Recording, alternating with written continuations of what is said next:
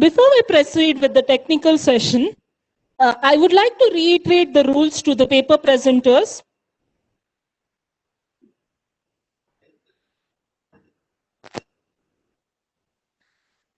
So I'm just reiterating the rules again for the paper presenters.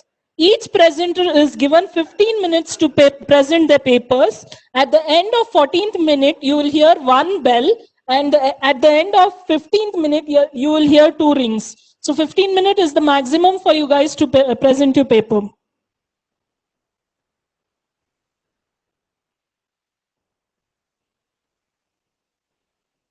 And to continue, along with this, each of your paper is judged by our judge, C.A. Mohan Kumar sir, and also by session chair. Your respective session chair and the judge will be the ones who will decide who is the best paper presenter.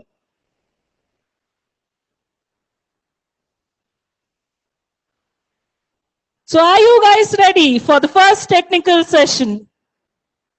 Revenue is a source of livelihood for any individual, and taxation is the source of livelihood for our government. Government uses this revenue for the well-being of our glorious nation. We now proceed to our first technical session for the day on digital taxation. I now request Satvik, session MC, to take over the session. Over to you.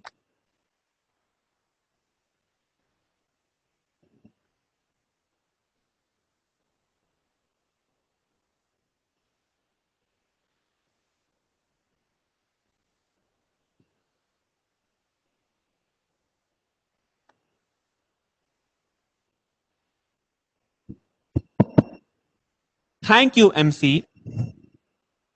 Albert Einstein once said, the hardest thing in the world to understand is the income tax. With this quote, good evening. Welcome all everyone to the virtual meet. Welcome to the first technical session for today on the topic digital taxation. When digital transformation is done right, it is like a caterpillar turning into a butterfly. But when done wrong, all you have is a really fast caterpillar.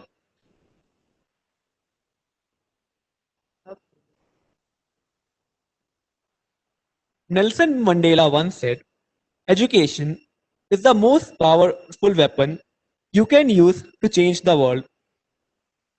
Our next sir is a Central Council member of the Institute of Chartered Accountants of India for the term 2019 to 2021. Sir is the president, advisor, founder, and member of various associations, circles, committees, etc. of ICAI, ICSI, and others. Sir is also a chairman of Valuation Standards Board of ICI for 2021. He is also chairman CSR committee of ICAI for 2020-2021. In addition to the above position, Sir is vice chairman direct tax committee of ICAI for 2019-2020 and 2020-2021. Sir has also authored a few books, list not being exhaustive. To name a few, Limited Liability Partnership, a complete resource book, documentation for chartered accountants, documentations for audit, limited liability partnership, law, procedure, and taxation, and a number of more amazing books. Even the number of stars in universe look small in comparison to his various qualifications he has next to his name.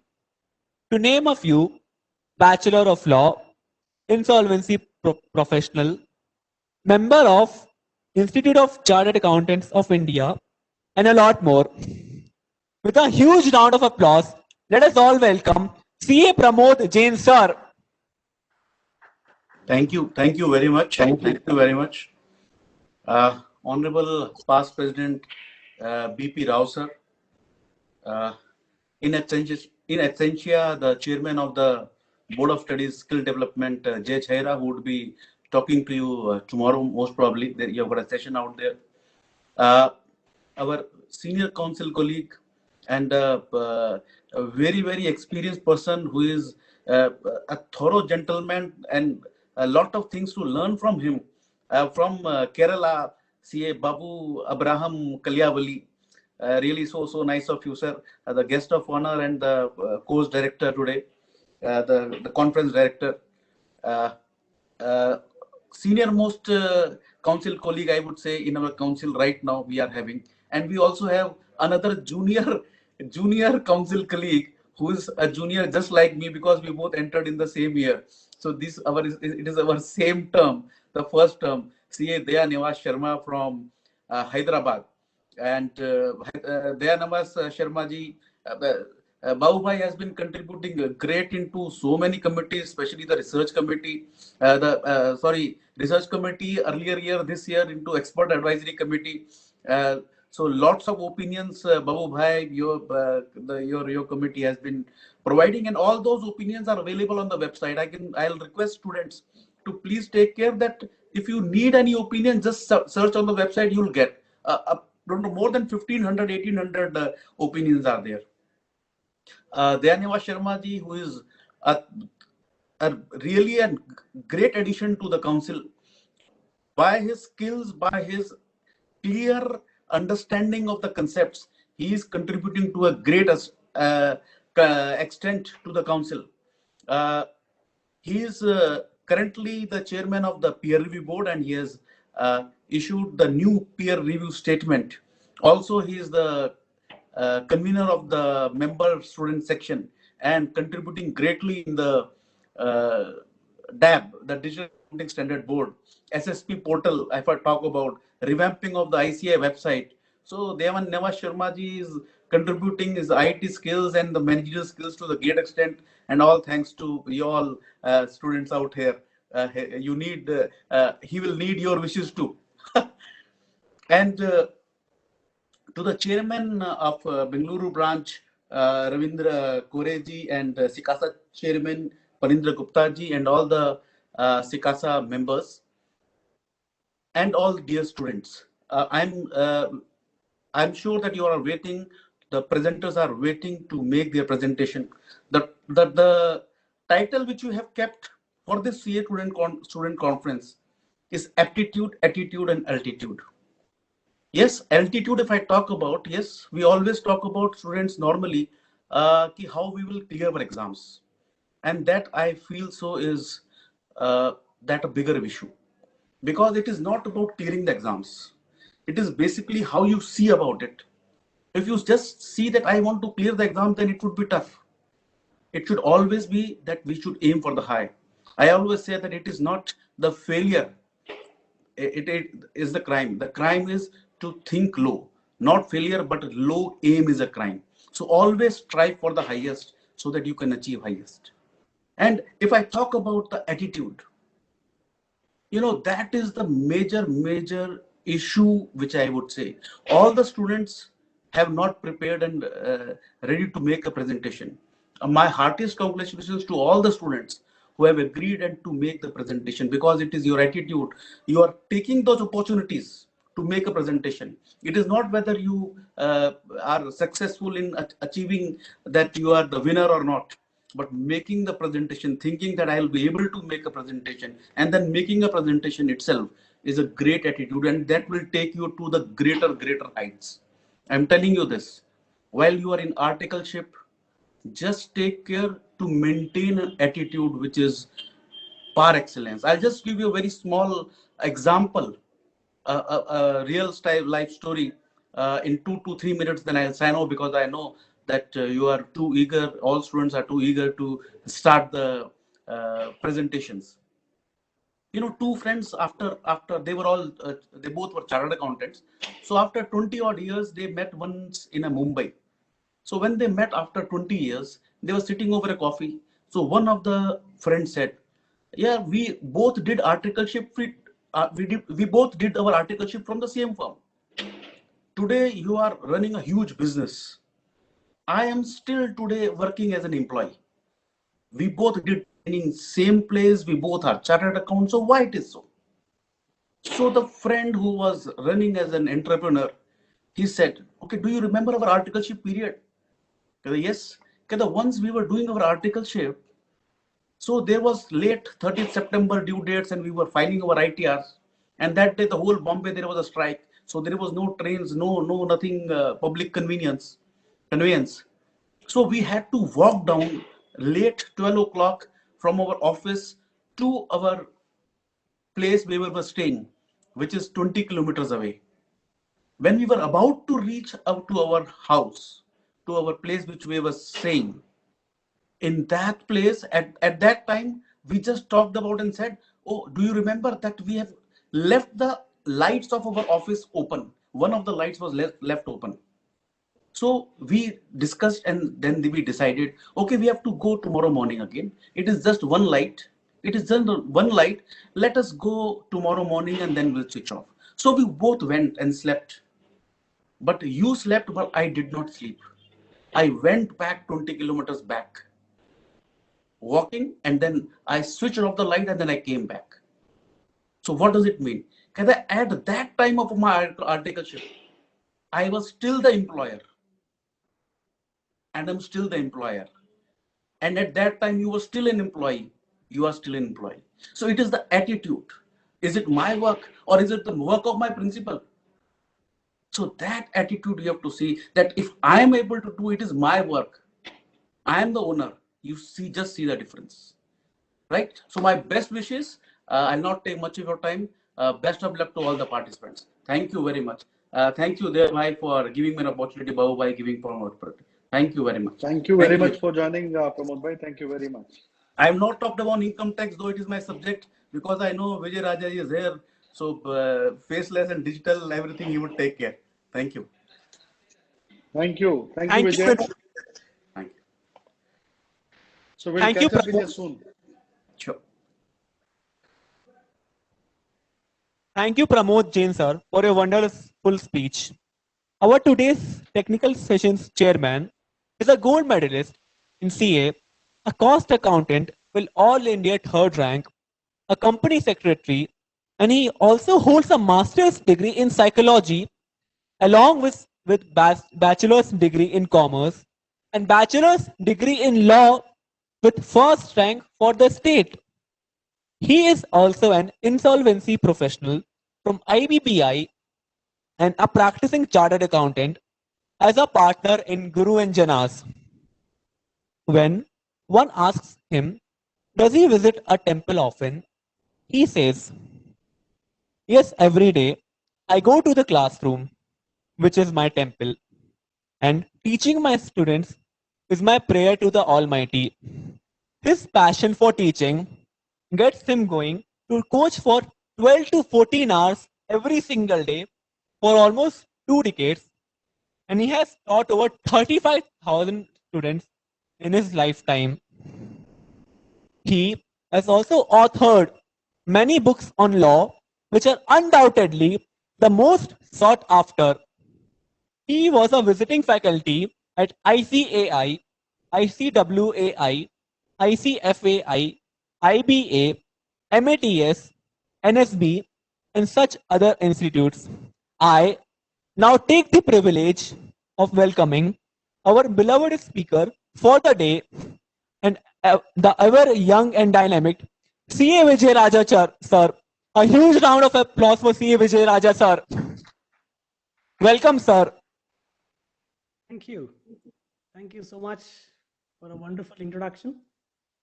It was a really humbling experience to be here. First, to see our BP Rao sir. In fact, for me, the full form of BP Rao is actually Bhishma Pitamaha. He's like the Bhishma Pitamaha of our profession now. So that's what is BP Rao sir. And if you actually observed Babu sir in his background, lots of books were there, symbolizing his knowledge level. I think huge amount of knowledge is what he carries. That was fantastic to see. Dayanivas sir, if you actually observed, there was a board behind him which said hard work. A man who represents hard work was Dayanivas sir.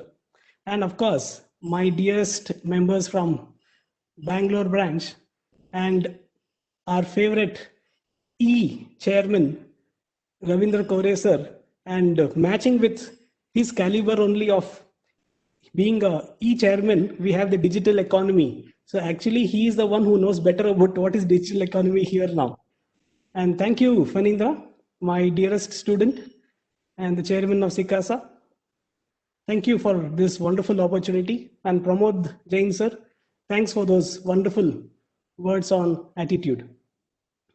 Well, the session is already curtailed in what I understand now, and therefore I would not go into the subject matter because subject matter will be discussed by two eminent speakers now. I will just tell you about just one small aspect. Attitudes do not care where you shape them. It will eventually shape your life. And I think that's what was the message of Pramod Jain sir when he said attitudes. It doesn't care where you shape them. It will eventually shape your life. We all work under two aspects. One is called as circle of influence. One is called circle of concern. Why it is happening like this in the country, why COVID is like that, what happened in 2020 is called circle of concern. You're concerned about it, but you can do nothing about it. There's nothing we can do about it. That's called circle of concern. But there's something called circle of influence, wherein what can I do from my side? Okay, can I take my precautions to ensure safety? Can I ensure that I am not spreading the pandemic? That means we're talking about the circle of influence. Why am I using this concept of circle of influence and circle of concern? You have a problem with the society, a problem with the country. There's nothing you can do about it because it's only a circle of concern, not your influence. But something with your home, with your friends, with your family, with your education, or then it's your circle of influence. And that's what you can actually take care of. That is your circle of influence. Why is this relevant for us is, whenever we talk about digital economy, the question that comes up is, initially we were thinking it's our circle of concern. In the sense it is beyond my control. Digital economy, it's from outside my country. There is nothing I can do about it except being concerned about it. But then slowly we started to realize there is a significant influence it is having in our economy. So if it is having a significant influence in our economy, now it has become our circle of influence. And therefore, India became the first country to create the concept of equalization levy. We were the first. 2016, it is called as 1.0, the very first version. It is like Robo, yeah, 1.0, 2.0. We are talking about 1.0, which was equalization levy in 2016. Because it came in 2016, they made it as 6% because it ended with 6. Then in 2020, we came out with equalization levy part 2, 2.0. And because it's in 20, they made it as 2%. So we've got two, one and the two which we have got. So one is in 16, so it was 6%, and one is in 20, so it became 2%. A lot of issues are there regarding equalization levies, which will be discussed by the eminent speakers. I will not take away their time. I would leave it to them to speak on it. But from my side, to my dearest students, when it comes to examinations, just remember one aspect. Somebody asked me this question: do you believe in God? Do you have faith? So I replied back, do you have faith? He said, yeah, before I never had faith. Now I have little faith on God. So I told him, either you should say you have faith or you say you don't have faith. There is nothing in between. Either you are saying yes or no. There is nothing called 20% faith and 30% faith. It's either 100% or 0. Either it is there or it is not there. That's all. This is relevant for your examinations, my dear friends. If you take up something, give your 100%. How are you prepared for the next exam if somebody asks you? You should not say, I will try. If it happens, it happens. Otherwise, it's okay. There is nothing like that. You should say, I will give my best. And that's it. Later on, let us see. Results is not in my control. That is circle of concern, not my influence. But I will have to say, I will give my best. As a speaker, okay, are you prepared to give this session? If I ask about equalization levy and faceless assessment, if I ask these kids who is going to speak, are you ready? Well, I think so, little. I am fully ready. I'm absolutely ready. Either I'm ready or I'm not ready. That's all. There cannot be anything in between. So same with all of you. Don't be in between in any aspect. Either you're full into it or you're not into it. You're taken up CA, be full into CA and say, I'm going to achieve this. Otherwise, just be out of it. It can't be partly. Wishing you all the very best. I'll now hand it over to them. Equalization levy and faceless assessment, I think let them discuss on this because we already have half an hour less curtailed time now for this session. I don't want to take away the extra time. Yes, I leave it to you. Please go ahead.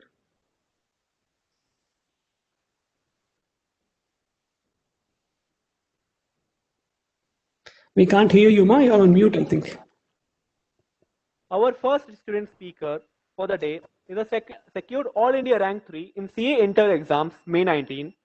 She is pursuing articleship training at KPMG India in the field of corporate and international tax. Let us all welcome Miss Anjali Goyal with a huge round of applause. Over to you, Anjali.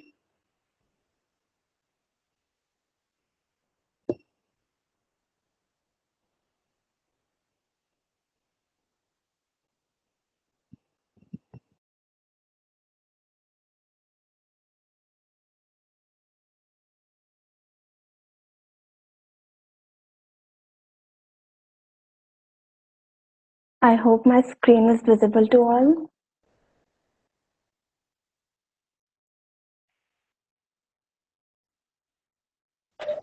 Yes, it's visible, dear. You can go ahead. Okay. So, huge foreign e-commerce players like Amazon and Flipkart are worried these days, and the US government may initiate a trade war with India. Do you know the reason for this? There is one single reason: the digital services tax or the Google tax, or rather, I should say the new lockdown levy or the equalization levy. A very good evening to one and all present here, to all the dignitaries and the future chartered accountants. This is Anjali Goyal from Panipat, Haryana, and today, for the next 15 minutes, I'm going to take you to a beautiful journey of digital transactions and its taxation in India.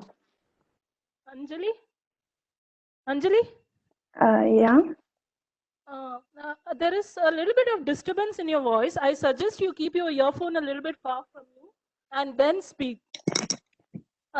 Somewhere I feel you're too close to your earphone. So can you please try telling one line and I'll tell you how you sound. Yeah, we'll test one, okay? Okay, so hi everyone, this is Anjali Goyal. Does it look okay? Can you please remove your earphone and talk? Hello. Am I audible now? Is it clear? Reduce the volume in the... Sorry?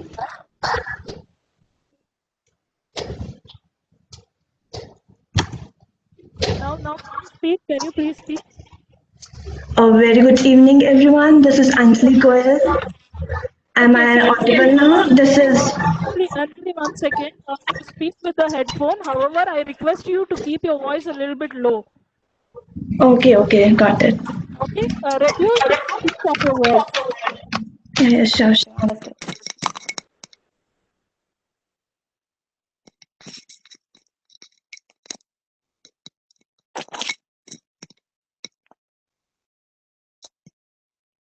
Is it fine now? Perfect. Okay, so should I start again? Yes, please. So huge foreign e-commerce players like Amazon and Flipkart are worried these days, and the US government may initiate a trade war with India soon. Do you know the reason for this? There's one single reason: digital services tax or the Google tax, or rather, I should say the new lockdown levy or the equalization levy. A very good evening, everyone. My name is Anjali Goyal. I'm from Panipat, Haryana, and today, for the next 15 minutes, I'm going to take you to a beautiful journey of digital transactions and its taxation in India. Guys, gone are the days of brick and mortar businesses because today business models have been severely revamped and businesses today thrive on digital technology. Today, you can potentially be sitting on the moon and have a business running that has a digital presence.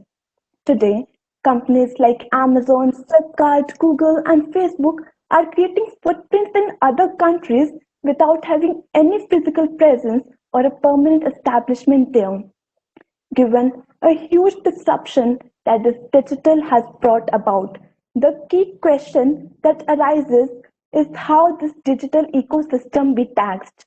The traditional tax regimes relying heavily on physical presence to tax the businesses have proved inadequate to tax this juggernaut.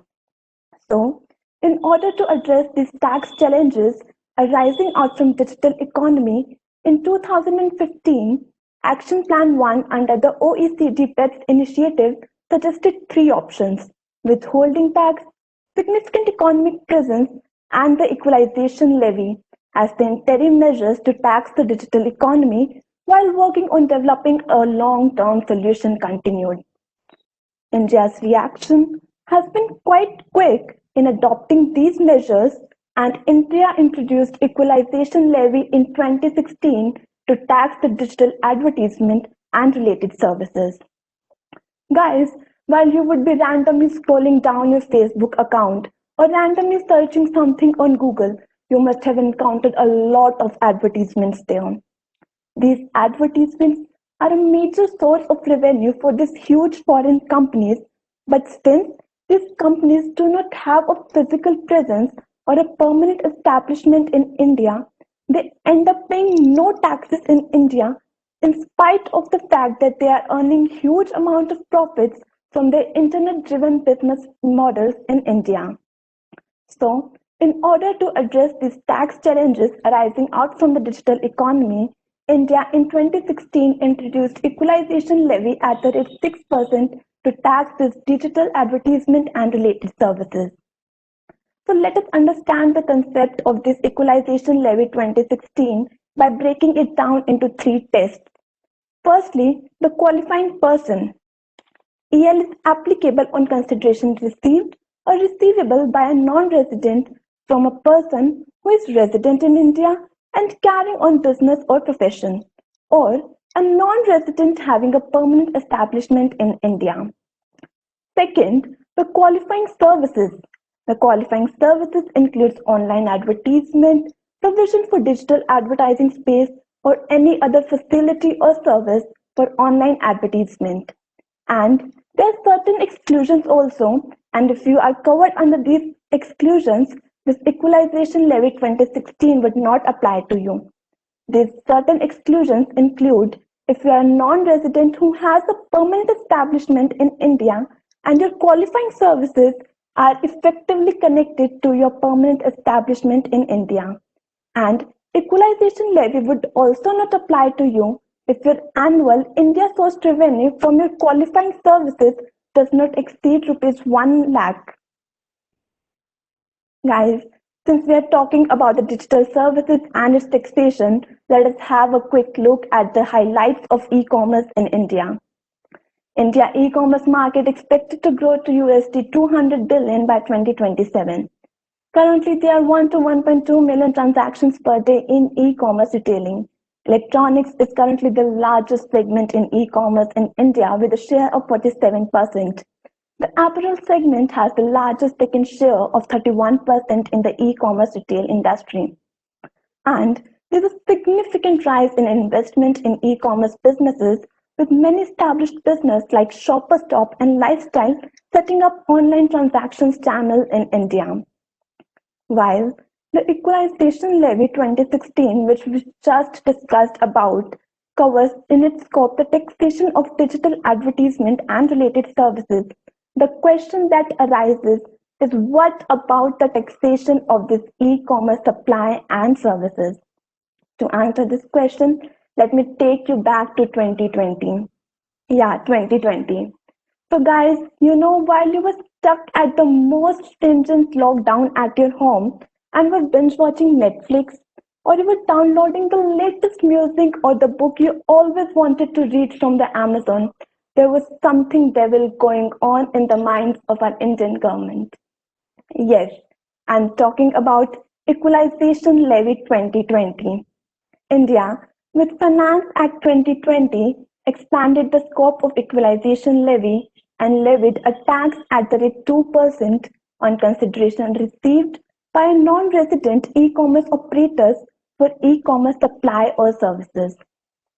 The expanded equalization levy covers in its ambit all the transactions of supply of goods or services where an online facility has been used to transmit such services. Now, the question is, what does this online mean? Online is a facility or a service or right or benefit or access that is obtained through the internet or any other form of digital or telecommunication network. The next question that arises in my mind is who is the qualifying person on whom this expanded equalization levy provisions applies.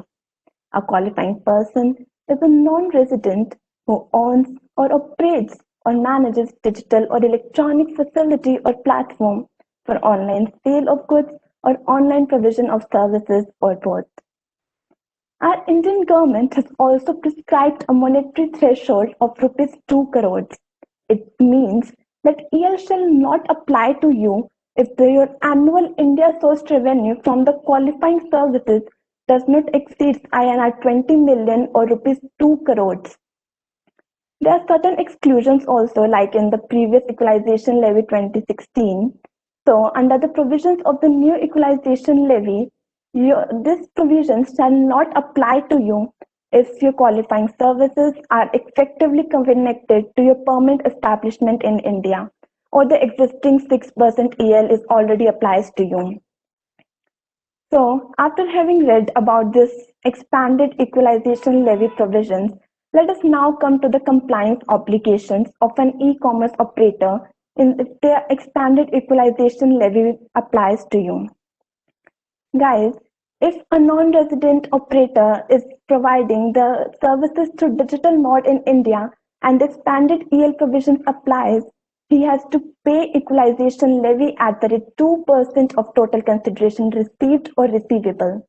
He has to obtain an Indian direct tax registration number, popularly known as PAN in India. He has to file an annual statement by 30th June of the immediately succeeding financial year, and he has to quarterly deposit the equalization levy amount in the manner as shown here. The non-compliance to these obligations may invite stringent consequences. This include interest on delay in deposit amounting to 1% per month or part of the month. It may also invite penalty which may extend up to 100% of your equalization levy liability. If there is default in your annual reporting, there is a fee of INR 100 rupees for each day for delay in filing your statement. And there even exists a prosecution risk. Can you imagine prosecution risk if the false statement is filed? And this imprisonment may extend up to 3 years. Given this wide scope of equalization levy and so many stringent obligations, guys, let us now come to the key considerations which we have to focus on. The equalization levy provisions, these definitions, they contain so many ambiguities. So let us now take a look at the key considerations one by one. First is the expansive meaning of e-commerce operators. The expanded EL provisions define an e-commerce operator as a non-resident who owns or operates a digital or an electronic facility for online sale of goods or online provision of services. However, in today's highly digitized world, it needs to be acknowledged that a bulk of businesses have a website or avail some sort of electronic facility, hazarding them to get covered under the prescribed definition of an e-commerce operator. Secondly, expansive meaning of e-commerce supply or services. E-commerce supply in relation to sale of goods includes online sale of goods owned by an e-commerce operator. Guys, you know, traditional brick and mortar businesses that in keeping in times with the digitalization also enable a facility to sell their goods online to customers. This may potentially get covered under the new equalization levy scope, which otherwise would have been exempt from tax in the absence of business connection or a permanent establishment in India. Third, about the clarity on consideration. So, the question is, what does this term consideration chargeable to the 2% levy actually means? For marketplace operators and aggregators, whether consideration represents the gross value of goods or services or only the commission or margin of the e-commerce operator. Since such entities provide online facilitation services, the levy should ideally inure only on the consideration for such services, that is, the commission or the margin. And last but not the least, risk of double taxation. Section 1050 of the Income Tax Act exempts income subject to years from income tax from 1st April 2021 onwards. However, the new equalization levy provisions are applicable from 1st April 2020 onwards. This may potentially lead to a situation where the income earned in financial year 2021 may get taxed twice. In light of these key ambiguities, there is an urgent need for Indian government to issue some sort of clarification or a guidance note to the new equalization levy provisions, clarifying upon these aspects in detail. Guys, since in today's era technology is inevitable, there are a lot of sectors which may potentially be impacted by this new equalization levy provisions. This includes retail, IT, hospitality, communication, entertainment, education, print media, and whatnot. So let me give you my personal example. A few days ago, I received a random message on LinkedIn. It was about the valuation school, which was offering some online course on advanced valuation and financial modeling. The question is not whether I joined such course or not. The question is whether such online e-certification courses are liable to be get covered under the new equalization levy provisions. The answer is yes. These online courses may potentially be get covered under the new equalization levy provisions. Even our chartered accountancy profession may be potentially covered under the scope of the expanded equalization levy provisions. Strange now, but true. Given the potential impact of new equalization levy on so many businesses, so many business sectors, the question that arises in my mind is whether the India has adopted an aggressive approach while it comes to the taxation of digital transactions in India. Guys, expansion in scope of EL by the Indian government came as a surprise, as India is an active participant in OECD's BEPS 2.0 Pillar 1 project, which is aiming to build a global consensus on taxation of digital economy. Thus, a unilateral measure without any prior consultation or a memorandum has created significant anxiety amongst the taxpayers. This move of Indian government also got international attention, and the US Trade Representatives initiated a Section 301 investigation under the Trade Act 1974 on India's Equalization Levy 2020. Recently, on 6th January 2021, USTR last minute. Okay. So recently, USTR released its report, and the key findings of the USTR include India's TST discriminates against US digital service companies, India's TST unreasonably contravenes international tax principles, and India's TST burdens or restricts US commerce. Highlighting this discriminatory part, the report further said that the companies that are subjected to equalization levy in India Out of them, 72% are American companies. In light of this development, US may take various tariff-based and non-tariff-based retaliatory measures against India. You know, last year US government had also announced a 25% tariff on $1.3 billion of French goods, which was in retaliation of a 3% digital services tax on international giants. So it would be really interesting to see the next steps of the Indian and the US government to resolve this issue bilaterally.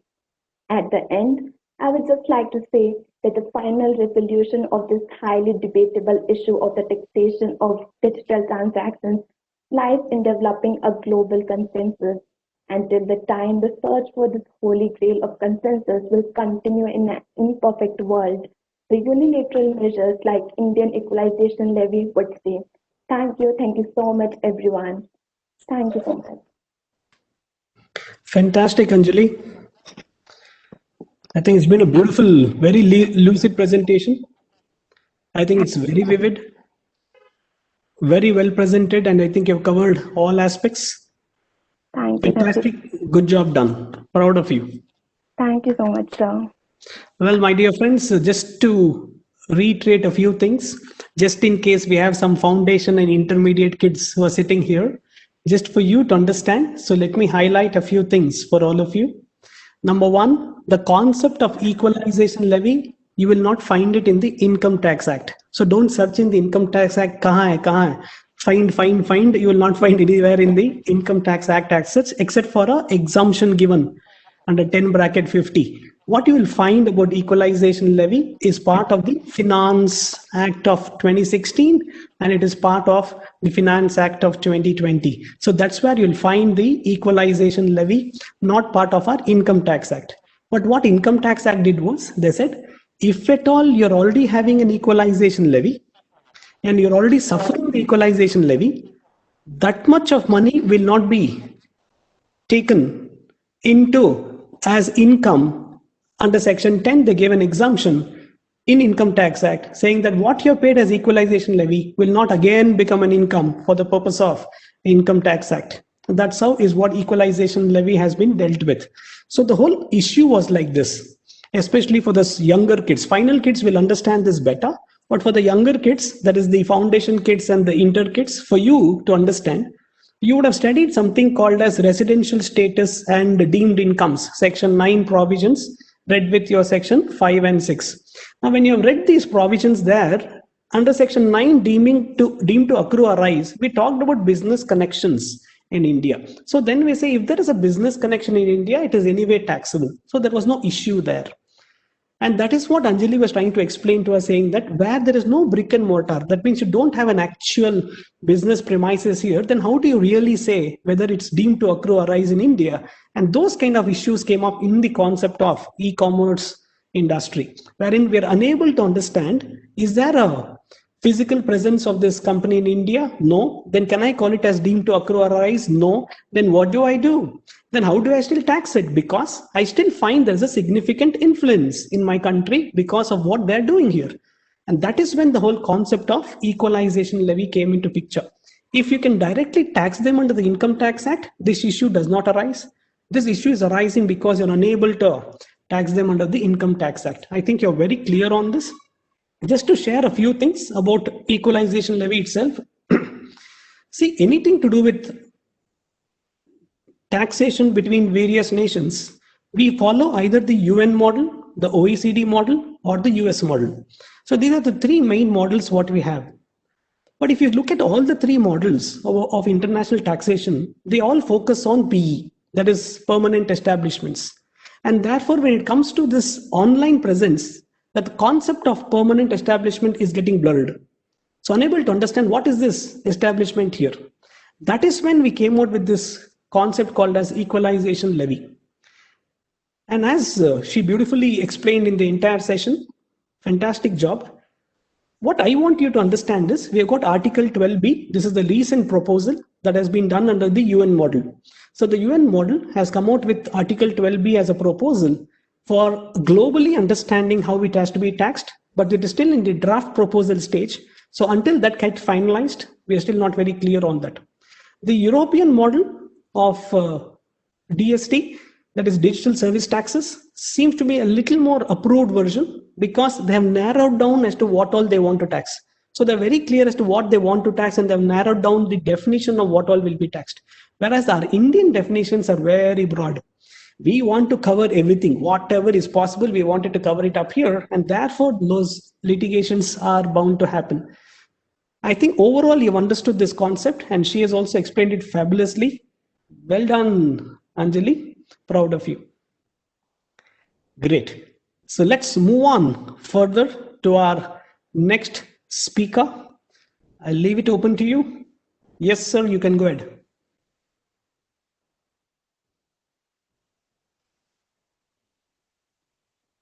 We can't hear you, ma.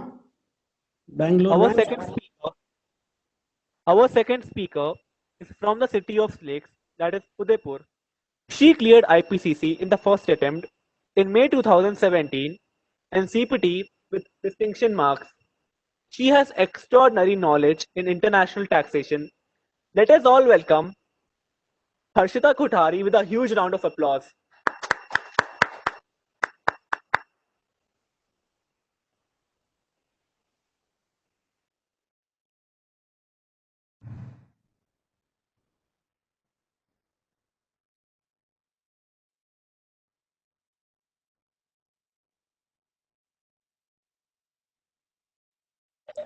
You can start, Harshita. Hello everyone, am I audible? Yes, you are. So I'm just sharing my screen. Shall I start? Yes. It's not the strongest of person who survives, not the most intelligent who survives. It is the one that is most adaptable to changes that survives, as said by Charles Darwin. Hello everyone, I'm Harshita Kothari from Udaipur, Rajasthan, and my topic for today is faceless assessment and income tax. Moving towards faceless assessment is one such game changer in the history of income tax in India, being faceless, seamless, and paperless. The objective behind this is to maximize the governance with minimum of the government. So, our Honorable Prime Minister on 13th of August 2020 has come out and said, मित्रों, देश में चल रहा structural reforms का सिलसिला आज एक नए पड़ाव पर पहुंचा है. And thereby he introduced transparent taxation honoring the honest scheme. E-assessment scheme 2009 by central government under section 143(3)(a) and 3(b) of Income Tax Act 1961, setting up of national e-assessment centers via notification 61 dated 12/9/2019. And you know what? It shortlisted 58,322 cases for the assessment year 2018-19. And after 1 year, the notification 60 came, dated 13/8/2020. From e-assessment scheme to the new faceless assessment scheme 2020. So moving towards faceless assessment is not a job of one day, right? It has a long background history. So starting in 4-5 till now, we are having e-returns, then e-communication, then faceless assessment, then faceless appeals, and then the faceless penalties has been introduced recently in 2020-21. So let me first ask you a question. What comes to your mind when you hear the word like artificial intelligence, machine learning, automated random allocation, hash function, hash results? Maybe a science fiction movie or something related with coding and computers? No, French, no. I'm not teaching any computer science here, right? These are just some features or some nomenclature that is used in these schemes of faceless assessments under the income tax legislation. So now we have team-based assessment. See, I'll tell you in easy language. What happened earlier was a single AO was handling all the tasks, be it the issuance of assessing or assessment order, assessing it, collection of evidences, verifying the same, reviewing it, etc. Everything was done by a single AO. And now what was happening is, now under this scheme, we have 4 units, the AU, VU, RU and TU. I'll be explaining it soon. So now this task of one assessing officer has now been allocated to these 4 units. So it is now a team-based assessment. And you know what the interesting part is? The team members do not know each other. Moving towards dynamic jurisdiction. What earlier used to be was territorial jurisdiction. Now we are having real-time alerts through mail and messages, etc. on your phone devices to reach out proceedings going on. And the most interesting one is no physical interface. Oh my God! Will it have the impact on the health of those petty ministers? Probably due to less receipts of sweet boxes? Or are they on diet? Do we have to appear to compete to make an appeal? And those typical businessmen are saying, "Humse na ho paega." So moving towards faceless assessment and appeals is such a game changer. And you know what? The COVID scenario has acted as a relation. Rudyard Kipling has quoted, "Oh, east is east and west is west, and never the twain shall meet." We can apply it here as well. The assessing officer or the income tax authorities on one hand, and the assessee or the taxpayers on other hand shall never meet under this kind of schemes. Although there are some exceptions, I should say, but they are not going to have a one-to-one communication interfacing each other under these schemes. So, faceless is one part of the features of this transparency in taxation. The transparency in taxation has 3 main components: faceless assessment, taxpayer charters, and faceless appeals. The faceless assessment and taxpayer charter was introduced on 13th of August 2020, and the faceless appeals was introduced on 25th of September 2020. So now definitely those tax practitioners would be missing that hot cup of tea with added extra sugar cubes with the AO or CIT appeals in the income tax office, but that tea will now be replaced by TE, transparency, efficiency, and accountability. Moving towards faceless digitalization of our tax system. Now, there will be no physical conversation. Everything is going to be electronic. Through mail, messages, e-filing portal, and the phone apps on your Android devices. So moving towards e-conversation. And what does this big no about? No longer is the subjective description with the jurisdictional AO. No longer is he working alone, as there are team-based assessments now. No longer is your need to visit the income tax office now and then. Have you opt out? Definitely you have. Even at this very outset of our speech, this conference, 2 of our speakers have mentioned about this is opt-out thing. So can we opt out of this scheme as well? Do we have the option to opt out from here? No, friends, no again. We can't opt out here. This is a compulsory one, and you have to opt in only. Here's a sample of e-assessment notice you will be receiving these days. And the word used here is National E-Assessment Center. The sections are 143(3)A and 143(3)B of Income Tax Act 1961, which empowers the central government to introduce this faceless assessment and appeals regime. So moving towards the ecosystem. See, the National Faceless Appellate Assessment Center is the main heart and soul of this ecosystem of faceless assessments. Any communication will be going through this National Faceless Assessment Center only. Earlier we used to call it National E-Assessment Center, right? So this is headed by Principal Commissioner of Income Tax and is based in Delhi. Under it we have Regional Faceless Assessment Centers, and under it we have 4 units, as I have mentioned earlier. So this Regional Faceless Assessment Centers have been set up in various regions, be it Delhi, Mumbai, Kolkata, Chennai, Hyderabad, Pune, etc. and Bengaluru as well. And that have units, that AU, VU, RU and TU. So let me take an example. Say you are a Tamil speaker and I am an AO from Rajasthan. So you speak Tamil, right? So your response will be in Tamil and say it is allocated to me to assess your case. So we Rajasthanis don't understand Tamil, right? So how can I understand your response in Tamil? Here the role of verification unit came. I will refer the case to verification unit. No, I directly won't. I'll first refer the NFAC and NFAC will pass it on to verification unit. And the job of verification unit is to verify the evidences, to cross-check them and all.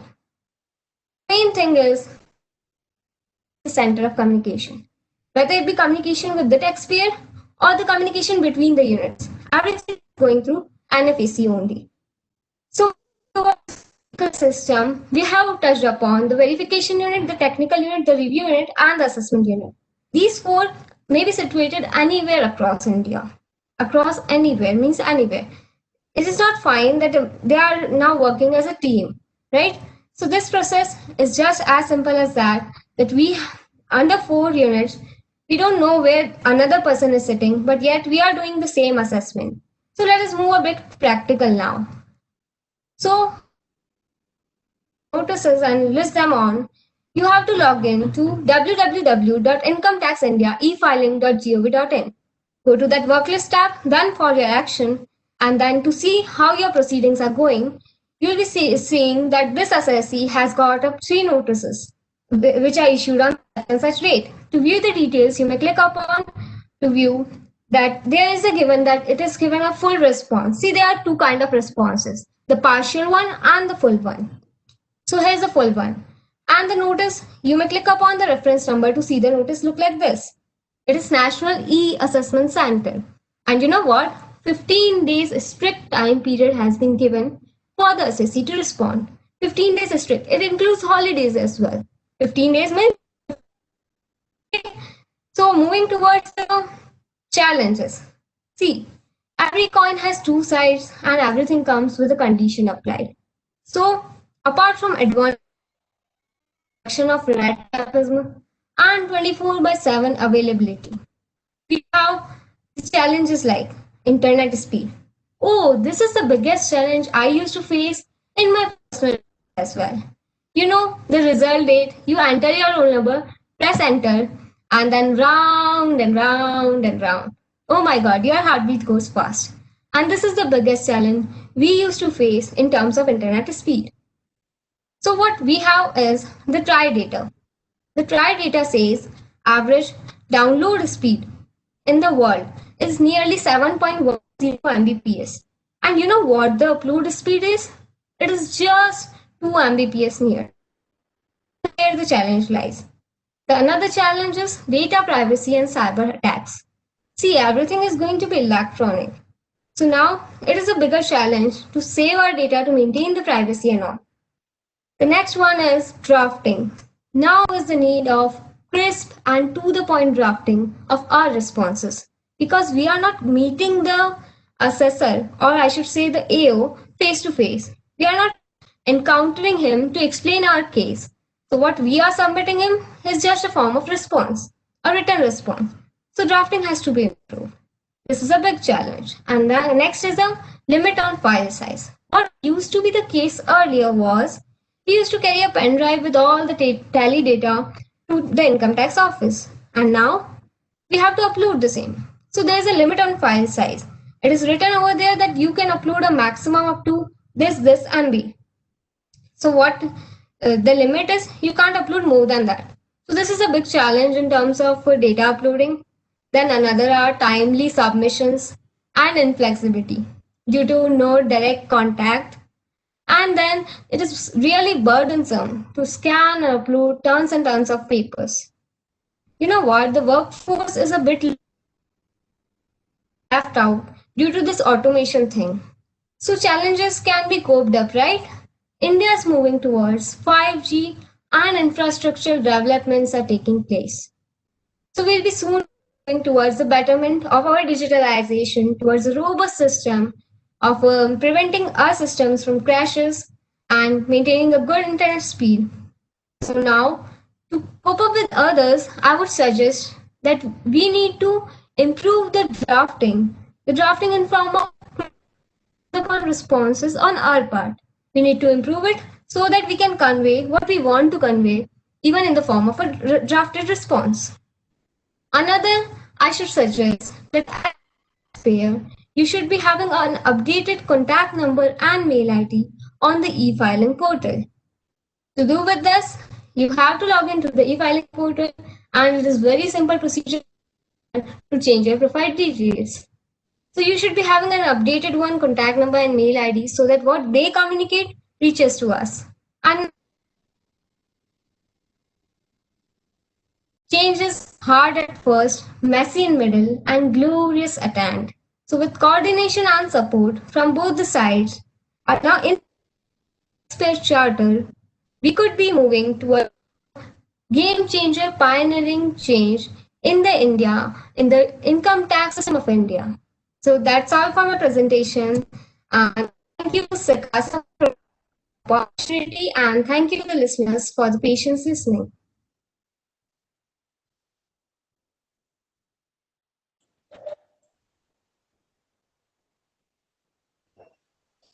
Thank you, Harshita Kothari. Over to MC. I believe Vijay Raja sir would like to speak a few words. So over to Vijay Raja sir. Thank you. That's a wonderful presentation, Harshita. Very well done. The entire slides were very clear and your presentation was very crisp, neatly understood with a lot of pun in between. Fantastic. Good presentation with a lot of confidence in what you spoke. All the very best. You have done a great job. Well, dear friends, one aspect I want you to understand is in 2019, July, when our finance minister presented her maiden budget, she said there has been a huge amount of personal interactions that is happening between the taxpayer and the assessing officer, leading to undesirable effects, is what is the words she used. And therefore, to ensure this personal interactions are reduced, number one, and the bias of jurisdiction. You know, some jurisdictions they feel is a fertile ground, and they feel some jurisdictions are actually a barren land. So there was these issues in the income tax department. Hey, where should I be posted? Oh, should I be posted here? Or should I be posted there? Which is the best place to be posted and so on? We said this was leading to a lot of ugly scenarios. That's what the finance minister said. He said, can we do something? Number one, can we ensure instead of a face-to-face, we will make it faceless? And from jurisdiction to jurisdiction, can we make it as jurisdiction-less? So we said how like you have today seedless grapes, yeah, from regular grapes to seedless grapes. We said now from a regular face-to-face, we'll make it as faceless. So then now we are focusing on all of AI to be used. So you have no person-based assessments. Everything will be system-based. Now, since everything is system-based, it all depends on how the system is going to work for us. Which means, what is it in store for us as chartered accountants? There is no more the concept of personal rapport with the officer. Oh, I know that officer very well. I'll explain, don't worry. That concepts don't work anymore. There's no personal rapport concepts now. What has to happen now is, can I now from now on say, is my understanding of law clear?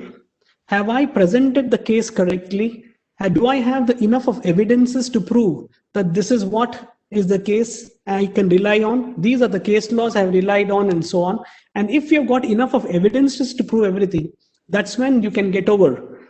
Of course, every rule has an exception. And here also we have a few exceptions. Exceptions being that there are some scenarios where the government can still allow a face-to-face or a personal conversation to happen. One interesting point I wanted to highlight is under section 282, read with clause 2, which says that WhatsApp can also be a valid form of notice and intimations. So please be very careful on this aspect. When you say even WhatsApp itself is under doubt now, whether WhatsApp will continue or WhatsApp should not continue itself. But here we are telling that even WhatsApp message can be a valid form of communication. So I think we need to be really careful with all these aspects. So keep your WhatsApps and all that at the lowest level. have space for government orders. Yeah, because you never know in WhatsApp what you're going to receive. So instead of all these forwards, be ready for getting government notices also on WhatsApp now, and that is deemed to be a valid form of communication in future.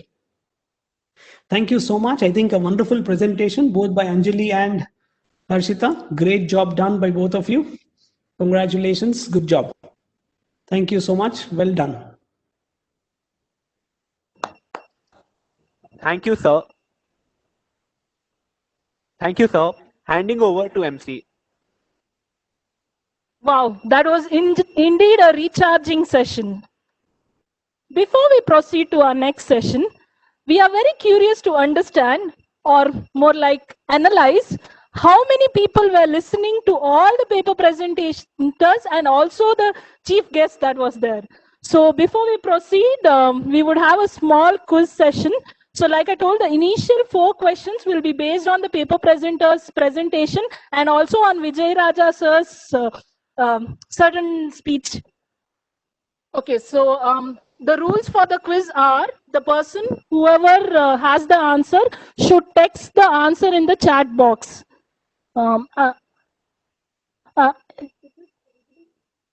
if you guys can see the screen, you can see the chat box. That's not. Yeah, you can see a particular chat box on the screen. It's basically like the WhatsApp messenger symbol only. And whoever types the answer first would be the winner for that particular question. Oh, we can also participate. Sir, except for your question, other questions. Yeah. Okay, are you guys ready? I want to see certain emojis or yes, at least a yes on the chat box, please. Okay, I can see a lot of people telling yes. Okay. Our first question for the day. Who was the ICI president from 2019 to 2020?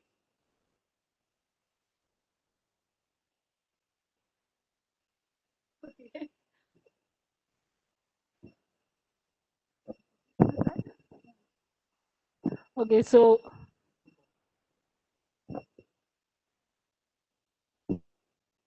guys, it's the year during Corona. 1919, 1920. 1920, guys, not the current. 1920.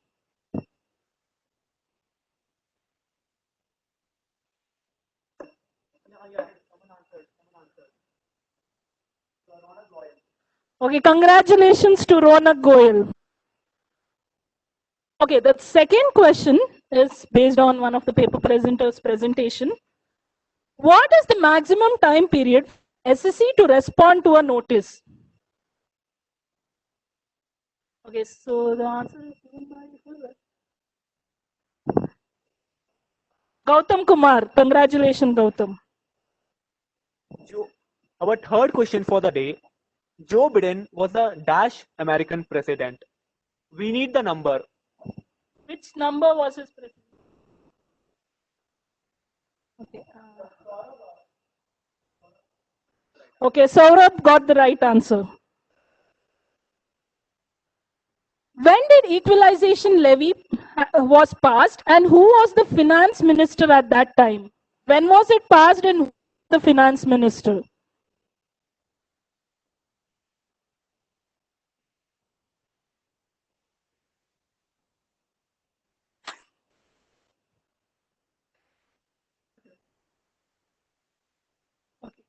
We have that correct. We have that.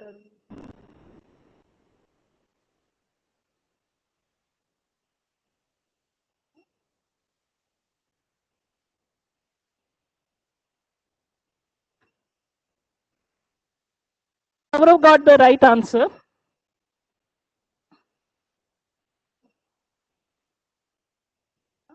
Okay, so yeah, we have been told that we would request other people to type first.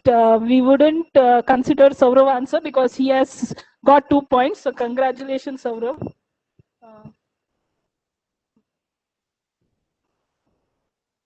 This question is based on the NFAC. Where is NFAC speech? Where is NFAC based out?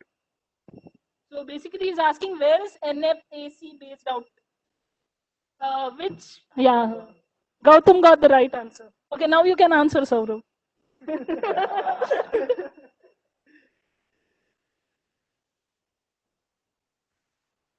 Indian Oil signed a MOU for hydrogen generation technology with which institute? So you should name the institute with which Indian Oil had signed this particular MOU.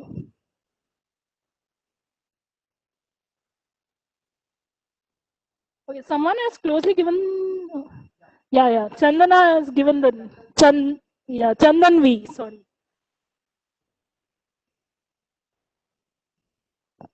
Our next question is, which company which will acquire Zoox, a self-driving startup founded in 2014?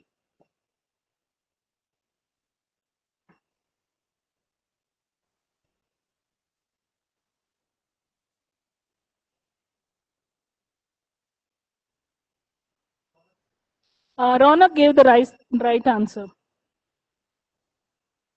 Okay, so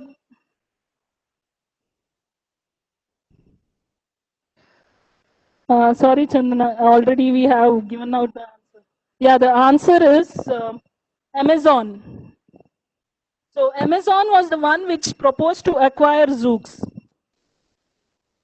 So our next question is based on the folklore Khulja Sim Sim. So this particular it's a company named on one of the character in the folklore, and the CEO of that company was missing.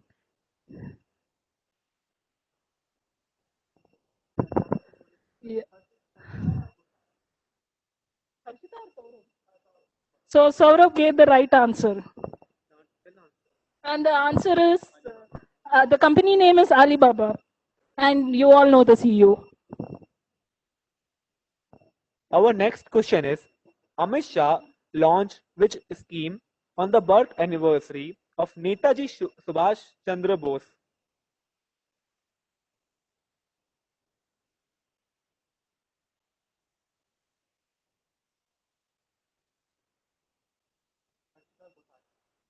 Okay, Harshita has given the correct answer. So our last question for the day is, which is also considered as a legal mode for communication? This is based on the last words that, like almost the last 2 to 3 lines that we. Yeah, Nitish Kumar gave the right answer. So thank you everyone for being such an interactive audience. Kudos to all of you because you took the effort to chat on the chat box. Before we proceed with the next session, I would like to extend my gratitude to Vijay Raja sir for gracing our session, and also a special thanks to both the student speaker. You had done a wonderful presentation.